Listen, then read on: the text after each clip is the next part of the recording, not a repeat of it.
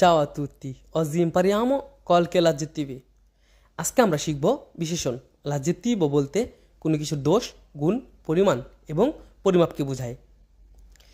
sfaticato যে ব্যক্তি কাজ করতে চায় না। simpatico যে ব্যক্তি অন্যের প্রতি সহানুভূতিশীল।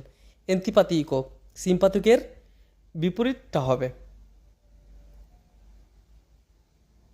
testardo যে ব্যক্তি কোনো কিছু মানতে নারাজ। ইম্পুলসিভ যে ব্যক্তি চিন্তা ভাবনা করে কাজ করে না। তেনা আছে দৃঢ় বিশ্বাস আসে যার মধ্যে। তিমিদো লাজুক। জেনেরোসো দয়ালু। ইন্ট্রোভার্সো যে ব্যক্তি নিজের মধ্যে কথা রাখে, খুব সহজে কিছু বলতে পারে না আর একা থাকতে পছন্দ করে।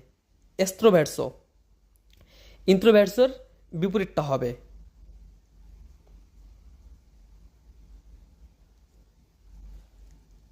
attivo always অ্যাক্টিভ যে ব্যক্তি সবসময় অ্যাক্টিভ থাকে।